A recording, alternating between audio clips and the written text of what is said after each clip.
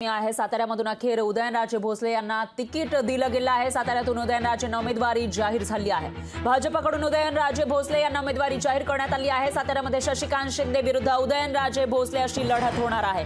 साताऱ्याचं picture clear असल्याचं आता पाहायला मिळतं। आतापर्यंत महाविकास आघाडीचे उमेदवार नेमके कोण ते जाहीर झालेलं होतं, पण महायुतीकडून उदयनराजे भोसले यांचं नाव निश्चित मानलं जात असलं तरी देखील त्यांच्या नावाची अधिकृत घोषणा आतापर्यंत झालेली नव्हती, पण अखेर त्यांच्या नावाची घोषणा झाली आहे। आणि उदयनराजे भोसले त्यांची जी मागणी होती भाजपच्या कमळ याच निवडणूक चिन्हावर निवडणूक लढण्याची तीही पूर्ण झाल्याचं पाहायला मिळते। त्यांना साताऱ्यामधून भाजपच्या तिकिटावर आता निवडणूक लढता येणार आहे। सातारा लोकसभेचं चित्र स्पष्ट झालं आहे आणि साताऱ्यातून हे उमेदवार रिंगणात असणार आहेत। माहितीकडून उदयनराजे भोसले तर दुसरीकडे मवियाकडून शशिकांत शिंदे हे उमेदवार आहेत। त्यामुळे आता या ठिकाणी रंगत येण्याची शक्यता आहे, प्रचाराचा धुरळा उडण्याची शक्यता आहे। अधिकृतपणे आता हे दोन्ही उमेदवार आपापसात भिडताना आपल्याला पाहायला मिळणार आहे। साताऱ्यामधून उदयनराजे भोसले यांची प्रतीक्षा अखेर संपलेली आहे। त्यांना भाजपने उमेदवारी जाहीर केलेली आहे। त्यामुळे आता पुढचं काम उदयनराजे भोसले नेमकं कसं करतात, कशा पद्धतीने ते कामाला लागतात ते बघावं लागणार आहे। तर